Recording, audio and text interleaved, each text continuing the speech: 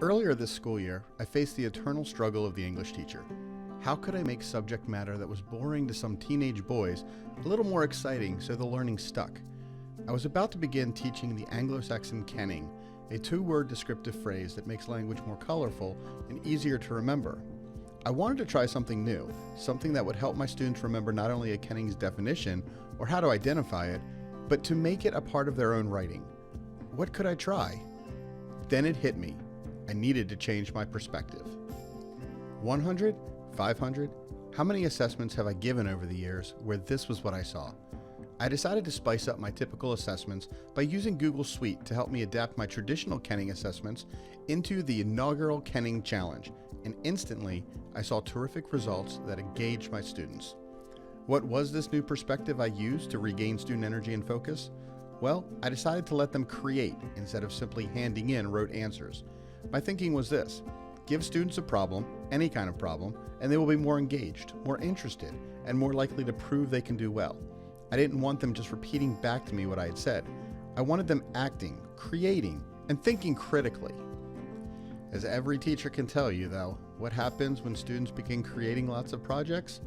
That's right, lots of work for teachers to lug around and grade. How could I get my students creating and thinking outside the box, while at the same time not inconveniencing me as a teacher? The answer became clear: Google Forms. Before the Kenning Challenge, I used to give standard question and answer quizzes and tests. Now I wanted students using what they learned to show me they could produce the types of literature we had studied. Forms offer so much flexibility, it is ideal for teachers who want to add multimedia into their assessments. I quickly and easily had students reading not just questions, but working with pictures and video as well, and I found I was reaching more kinds of learners by doing this. Making my life easier, data entered into a Google form is stored automatically in a Google Sheet, so I had access to all student work in one place from any device with internet access. This alleviated the need to carry around stacks of papers, and turnaround time grading their assessments was drastically reduced. I was able to more quickly assess their work so students could see their strengths and where they needed to improve, well before they forgot all about the lesson.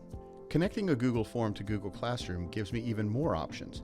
Using Classroom to hand out assessments saves so much wasted paper every year. Students can access their assessments via iPad or other connected device.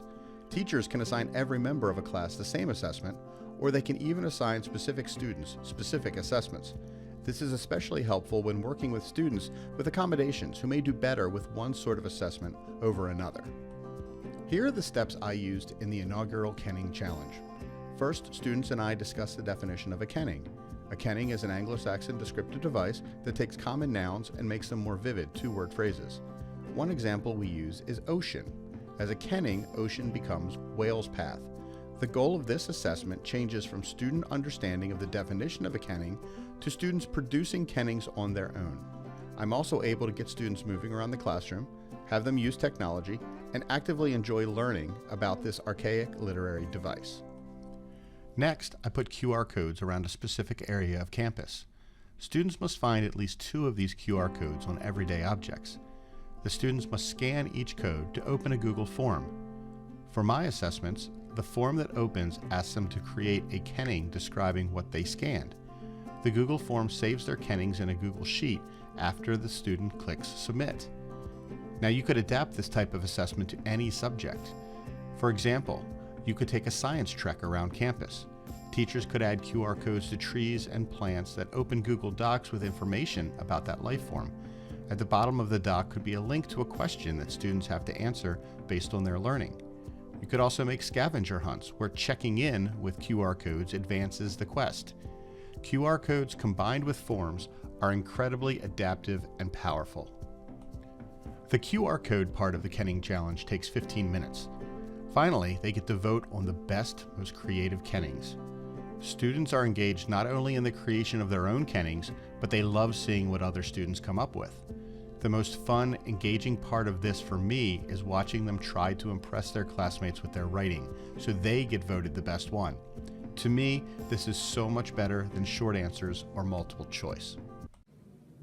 I often find myself doing better on assessments when it's something like a project, because for me as a student, I like being more involved with the project, whereas just sitting down with a piece of paper and a pen or pencil and trying to regurgitate information. When a teacher gives me the time to collect all my thoughts and put together a project, I definitely see greater improvement in my scores. After reviewing my old assessments, I found that having students show me what they learned instead of telling me helps students of all ability levels achieve more. Using Google Forms, QR codes, Google Sheets, and student devices, you can let students be more creative, more active, and have more fun, all while learning about something that some students may not find especially exciting. Creating alternative assessments also aids teachers. Students are more engaged, all their work is collected together automatically in a Google Sheet, and making comments is simple in a shared document. The possibilities are endless. Try your own out and see what happens.